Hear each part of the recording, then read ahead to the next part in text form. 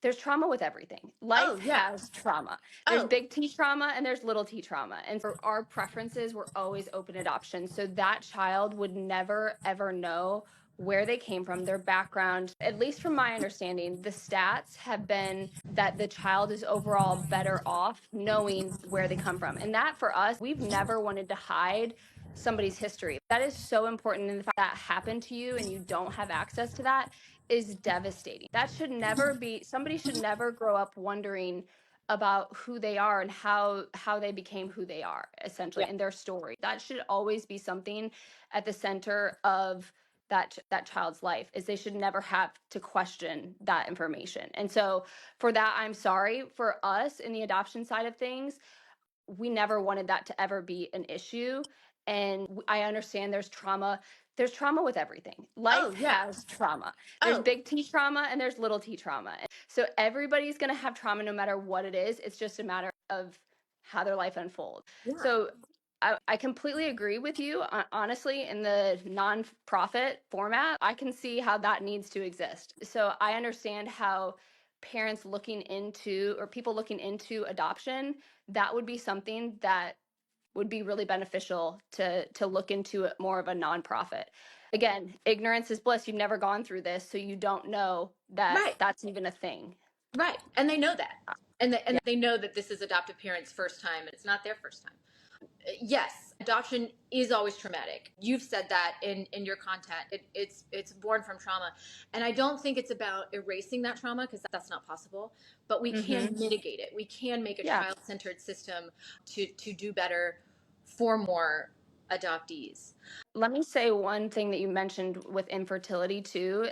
Obviously, people don't know my story in a 2-minute video. They don't know everything that we've been through. But Right. when my husband and I were even dating, we had the conversations around adoption. So everybody says, oh, because she went through infertility, that then led her down that path. And that is what happened. When you get married, of course, you're going to try, if you want kids, you're going to try to have them yourself, of course. But we knew in the back of our mind, like, hey, if this doesn't happen for us, because I'm a little bit older, getting married in my late 30s, then we are totally open to the possibility of however God wants to build our family. And having been through the period that we had with the little girl in our home for 6 weeks, that was honestly like when my husband and I were going through this process, we were like, are we going to be able to connect with a child that's not biologically ours? Like, you have crazy thoughts that come through your head because, again, it's the unknown. And when we had her in our arms, I never wanted to be pregnant ever at that point. And up to that point, all I cared about was being pregnant. I mean, to a certain extent. But I realized that love is not biology. That is not what makes a family. Yeah. And yes, it's okay if that does happen for people that way, but families are not built around that. It's built around love. And that's ultimately what we discovered by doing that, and our hearts were so opened from that. So for people to say like she's not child centered and all this stuff, I understand how it looks. I understand how my tone comes across sometimes. Like, I started this account 3 weeks ago, so I am by no means a content creator, clearly, but what I do know is that I are I want to give this child the best life that any child deserves. And it is for not my benefit, it's for their benefit. And through the adoption process, we aren't looking to steal a baby. We are looking to build our family, create a life that maybe they would never have been able to be exposed to. I think that's kind of what you got from your own life. Am I right? I have amazing adoptive parents. Yeah. I truly do. They are phenomenal. And you are right. You can absolutely, bond with a child and be an amazing mother when they're not biologically yours. My mom was here Hmm. yesterday. For adoptees, like we get it. Like we get that you can have amazing adoptive parents. Not all of us do, but we get that you Yes. can. And that's needed. We need good people to step in when that's needed. There's several issues though that are kind of getting in the way of that.